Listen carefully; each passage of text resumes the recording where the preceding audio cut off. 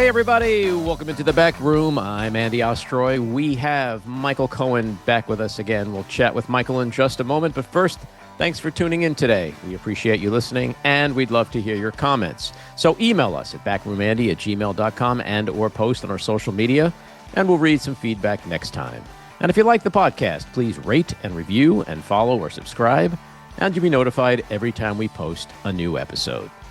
So, Michael Cohen is the former personal attorney for Donald Trump and served for years as an executive in the Trump Organization. He is host of the YouTube channel The Michael Cohen Show, host of the Culpa with Michael Cohen podcast, and co-host of Political Beatdown with Michael Cohen and Ben Meiselas podcast. He's also a two-time New York Times bestselling author. His latest book is Revenge: How Donald Trump Weaponized the U.S. Department of Justice Against His Critics. You can also find him on Substack at The Real Michael Cohen, where he writes the newsletter Truth and Consequences. Michael, welcome back into the back room. Andy, always good to see you, my brother. Always good. So we've got some really interesting breaking news that hit this morning. Yeah. What do you make of this bombshell, these new emails released by the House Democrats between Jeffrey Epstein and Ghislaine Maxwell, in which Epstein refers to the, quote, hours Trump spent with one of the victims at Epstein's house? So here's the problem. I don't see these as the bombshell as being reported by so many. I get it. Trust me, I get it. If you are a Trump hater, then absolutely these 3 out of 23,000 emails is the end all be all. Donald Trump is the worst person. He should be hung. He should be nailed to a wall. If you are a Trump supporter, you're turning around and you're saying, okay, give me the facts behind them. Mm-hmm. One of the things as a lawyer, and I am neither, I'm trying to be sort of unbiased in this scenario, which is very difficult. I take a look at these 3 and I say, if these are the 3 worst emails that exist in this 23,000 plus email file, then I don't understand why Trump didn't immediately demand for the full and entire unredacted release of the files. Well, isn't that okay? So let's stick with that for a second, because it's not whether we should be litigating this over CNN or Fox or wherever, but it's what you just said, that if there's innocence, that there's no criminality there, there's nothing that he has to hide. The question then is, why are we hiding these files? That's what I can't figure out. Don't these emails present a scenario where Democrats, independents, and even MAGA has the right to say, why was Trump with a victim for hours? Explain it. Show the files. Tell us what you've been promising us for years, right? But that's between who and who in those emails. Between Ghislaine Maxwell and Jeffrey Epstein. Think about, even as an example, the email between you and I, Andy. We know each other a while, but I wouldn't turn around and say that we're best friends. I would say we know each other. I have more than 3 emails just from you. Now, I have best friends that I go back to since I was 9, 10 years of age. I don't have 3 emails with them. I probably have 50,000 email. Some, let's just say, appropriate, some less than appropriate. Right? These emails don't give me the info, the facts that I want to be able to look at so that I could make a proper determination. Right. And where do we get those facts then? Well, they're in the file, which is right. Why I am consistently calling for the release of the full unredacted Epstein file. So now, why won't they release them then? That's a question that we're going to have to ask of the president, right? If in fact he's going to tell us the truth. Why? I don't know. It doesn't make sense. I am hoping that these aren't the only 3. You turn around and you say, of the 3, one of which I certainly don't understand at all, and that's the comment on the one email about what Trump was or didn't know. And I say, know about what? right? I want to know the what part. What is it, for example, that he threw him out also from the club where he claims that he was stealing people? What did Trump know? What didn't he know? That's the important thing that I want right now. The question we want is, again, not even so much as why, but as what it's all about. Who Sure. knew what? And let's just start with that. If they're making this into the bombshell revelation, I'll tell you, to me, the worst of the three emails that were released is the one of Michael Wolff talking to Jeffrey Epstein. That one Right. bothered me the most. I've had Michael Wolff on my Mea Culpa podcast twice. I've had him twice on my Substack live. He never turned around and he never told me, despite my questions to him, as to, did you ever offer Jeffrey Epstein any advice? Yeah, that was Any bizarre to see. crisis management type of advice? Well, in one respect, if you have this info on him, you should use it to get a deal for yourself. If you don't, and he becomes president, use it as a chit, which is something that we're seeing happening right now every single day, which repulses me, including the fact that they went ahead and they moved Ghislaine Maxwell from a maximum security to a satellite camp, where even in the satellite camp where she shouldn't be, she's being given special privilege. Puppies.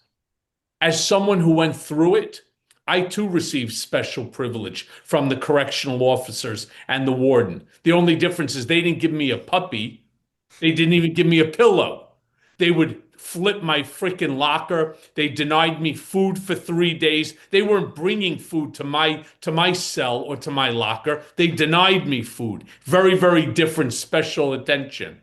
Yeah, well, to put a pin on this, because there's other things I want to ask you about. Trump immediately issued a denial. There's a statement put out by the White House. And the question has to be begged, if you're innocent, if you don't know anyone who's guilty, if you've been promising this to your base for years that you were going to take down this deep state of Democrat pedophiles, and you have all the files, why won't you release them? And that's a question that I think is just going to keep haunting him and haunting No, Mike no. Johnson and the Senate and Republicans overall. Well, it'll haunt them until Adelita Grijalva signs on as the 218th member of Congress regarding the petition. And once that petition is granted and they take the vote to the floor, and the vote is in favor of the release of the Epstein file, minus the handful of redactions as it relates to names of victims and maybe photographs that are improper, well, we won't be questioning, oh, well, I think. It doesn't matter what the great Andy Ostroy thinks. It doesn't matter what Michael Cohen thinks or what anybody thinks. The facts will speak for themselves, and then we will know the truth. And then all of this hypothetical bullshit comes to an end. Hopefully. There's a few people who question whether or not those files may still exist, or at Now, least believe me, exist in the full. I'll tell you why that they exist, because those documents existed far longer than Trump has been in office. Every single page in that file has a beta stamp to it. And those beta stamps aren't just in a paper file, they're also in a computer file. And you're not going to be able just to get rid of them. And it's in multiple different locations. I highly doubt that they're trying to scrub it from every government website. I mean, that would be like another Watergate scenario on steroids. Not likely or possible in this administration. I don't think so. Well, I hope you're right. I hope that we all get a chance to see those files someday, because those survivors deserve justice. They sure do. Let me ask you about the other news this week, big news, which is capitulation or super smart strategy on the Democrats' part to have 8 of their members put an end to the shutdown. What do you think? Shame on every single one of them for caving, for rolling over, for bending the knee. You would think that these 8 rolled over, lifted their shirt, and asked Trump to rub their belly, because that's exactly what There's absolutely no reason in the world for them to have done what they did. I've listened to Tim Kaine turn around and talk about why he did it. Oh, the people of Virginia. And so, stop it. All right. 70% of America, 70, that's Republicans, Democrats, and independents alike, all turned around and said the same thing. This shutdown is the fault of the Republican Party. Then you had about 20% said that they hold both parties accountable. Okay, I'll grant that. 7% of the country turned around and said that it is 100% the fault of the Democratic Party. Now, I do want to also mention to your listeners that 7% of our country believe that Elvis is still alive. You mean he's not? No, no. No, and he's not hanging out with JFK Jr. and James Dean, on a beach in Puerto Rico. You're shattering my reality, Michael. Sorry. Jeez. And by the way, let me really mess your head up for a second. The tooth fairy's not real either. That's it. Let's wrap this thing. So the Democrats have a knack for snatching defeat from the jaws of victory. To your point, a majority of Americans said that the blame lies with Republicans for the shutdown. A majority of Americans wanted the extension of the Obamacare subsidies, which is what Democrats were fighting for. They just had a fucking landslide. Like, it was just days right prior, a landslide victory in the elections that took place. And all the momentum, all the leverage was with them. How do you explain the timing of capitulating? It's like sitting around going, hey, we just got all this. This will be a great time to capitulate. Like, how do you explain it? You don't, no more than you could explain stupidity, right? It's just sheer and total stupidity. It's a fear that they had that it would continue to go on, and maybe it might be politically disadvantageous to them in some way, shape, or form. Maybe, just maybe, since we're going to play the conspiracy game, right? So especially as we talk about, and we already talked about the Epstein files. What if hypothetically some of these major donors, because a handful of these 8 are not seeking re-election, I don't know. Maybe they're seeking a job at Facebook, Meta. Maybe they're seeking a job at Amazon or for an Elon Musk or whoever, right? Maybe that's what it is. Maybe they're already speaking to, I don't know, a couple of different political strategy companies, these influencers, so to speak, and that they're going to receive a multi-million-dollar signing bonus to come on and to be, an employee. I don't know. We went from the entire news cycle, the media coverage, going from, wow, Democrats got their mojo back, they're in control. Sure. 2 days later, Democrats are having a civil war. They hate each other. They're fighting. They want Schumer to quit. Like, the narrative changed so quickly. It seems like such a stupid, self-inflicted own here. I don't get it. Because it is. And let's just take Schumer for a quick second. Obviously, Schumer was not one of the 8 that voted in line with Republicans. Question becomes, as the minority leader of the Senate, and has been for a long time, the question is, how come he didn't know that these 8 were defecting? Or did he know? I ascribe to the part that says he did know, because Schumer rolled over himself the first time around. So this time, after getting the shit kicked out of him for rolling over the first time, maybe he said, I don't really want to go through that again. But what I'll do is I'll sort of play dumb, which is easy for him, and I'll just allow you guys to do this. We'll reopen the House, and then we'll have an opportunity to maybe, possibly, hopefully talk to the Republicans about continuing with the subsidies for the ACA. because that's really all that they got. In law, we call it an agreement to an agreement to agree. Right. And in law, there is no such thing as an agreement to agree. That's not a binding contract. It's actually nothing. And why would they think Republicans are going to suddenly wake up and go, "Oh, we should Right. negotiate in earnest with our Democrat friends Right, because they found their moral compass. over something Right. we hate, over Right. something our president hates?"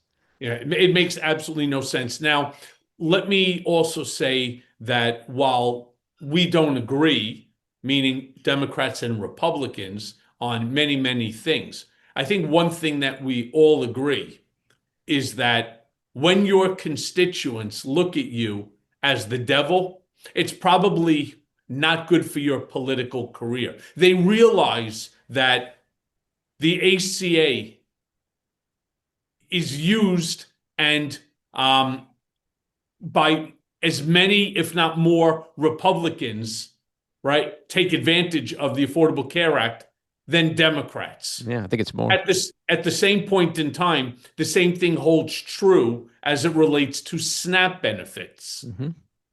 So you're now going to tell your own constituents, hey, look, I appreciate the vote, but unfortunately, we have our games in DC that we need to play.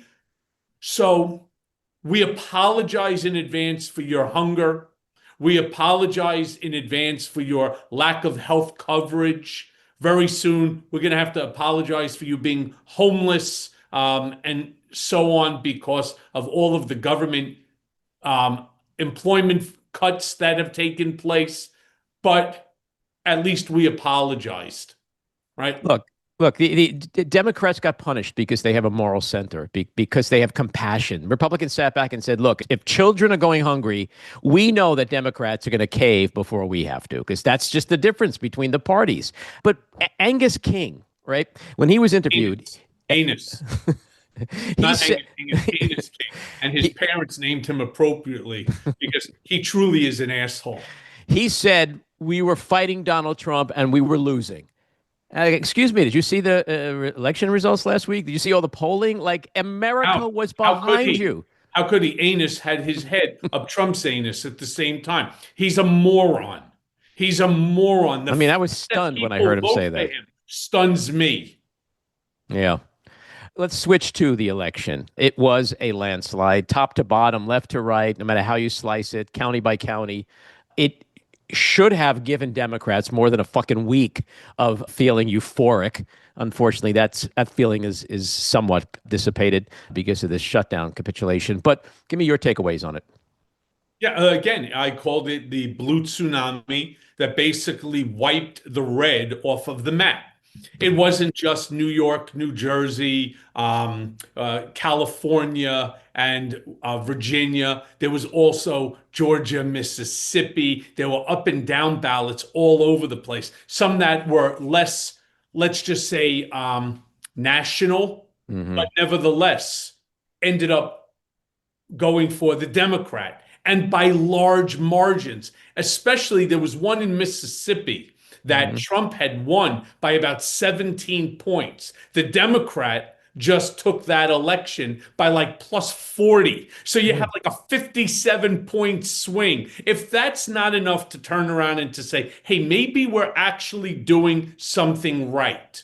Maybe we need to allow the Republicans to continue to bury themselves because, as James Carville appropriately said a long, long time ago, it's the economy, stupid. And that's what it is. When you can't afford to go to the grocery store and fill up your bag, because at the same time, after this, you're going to go over to the pharmacy in order to fill your prescription medication. You have a problem. You know that if you're cutting back on your food intake to ensure that your child has more than enough in their belly, you know that that's a problem. And when that falls on the heads of the Republicans, let it. And what about Democrats' leadership? Does Schumer need to step away from his leadership role? Schumer should have stepped away a long time ago already. He's overdue to leave. The fact, one, that he allowed these 8 to defect and he didn't know about it means that you don't have proper leadership. Worse is if he knew about it and did nothing. So either way, Chuck Schumer's a loser and needs to go. In fact, many of these octogenarians that are there, they need to go. Look, in the olden days, we loved it when our leaders were older. They gray hair like you and I have is supposed to represent wisdom and experience. Here's the problem. Their wisdom, their experience is to use a playbook from the 1960s that is obsolete and outdated. What we need are not people that are going to, like, you listen to like Jack Schlossberg here at District 12. It's one that I may end up running for Jerry Nadler's congressional seat. Oh, well, I know how to fight Donald Trump. Really? Really? How do you know how to do anything other than sit back and collect your family check? What do you know about? And by the way, is that really your platform, that we need to be fighting Donald Trump? How about fight the whole administration?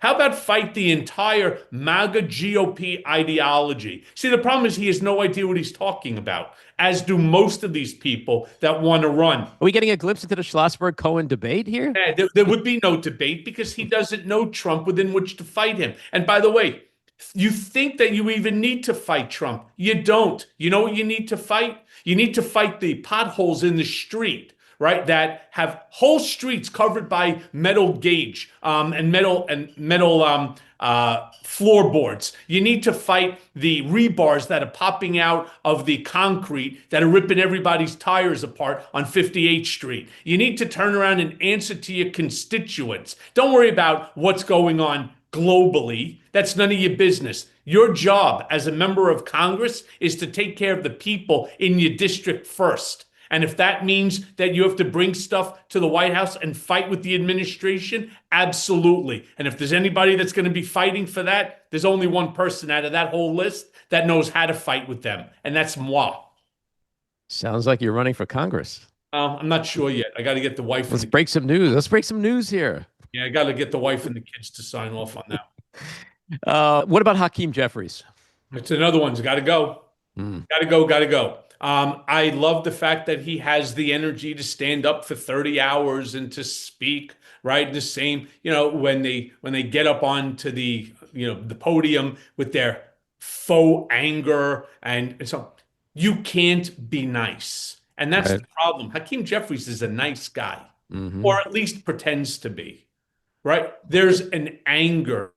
There's a legitimate, not one that's scripted out for you by your writer. There's a genuine anger that people should have when they're the leaders of their party.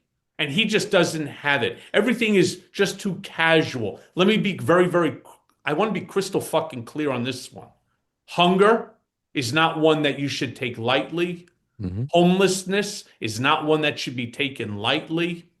Employment is not one that should be taken lightly. Everything with him is, we're going to hold them accountable. Fuck you and accountability. All right. Yeah. Stop talking about it. Do something about it. We are all sitting here up to our necks in frustration as we sit and listen to them read off from a teleprompter scripts from their script writers that basically use polls to see which one polls better than the other. And that's the win. That's the way that, they allow the wind to swing. It's enough already. All right. Well, they you want to be a leader, be a leader. They had a good fight going there for healthcare for a while, and I just don't understand when they had all the leverage and all the momentum why they threw in the towel on that. I think we'll find out by the end of the year whether or not that was a good move or not. But my money's on the Republicans saying "fuck you." We're not just. We've tried 60 times in the last 15 years to kill that sucker. We ain't giving you shit. But hopefully, I'm wrong. Michael, always a pleasure, always fun, always insightful. Andy, appreciate you. And I'll let you know if I decide to go forward. Yeah, let's do that debate right here in the back room. There you go. Take care. This episode was produced and edited by me, Andy Ostroy. It was co-produced by Matty Rosenberg and Jen Hammoud for Radio Free Rhinecliff, with additional editing by Matty Rosenberg, music by Andrew Hollander, and graphic design by Cricket Langell. And with a special thanks to our sponsor, The Epicurean. Again, thanks for listening. Please rate and review wherever you get your podcasts, and subscribe to the Back Room with Andy Ostroy YouTube channel, where you can watch full videos of our interviews. See you next time.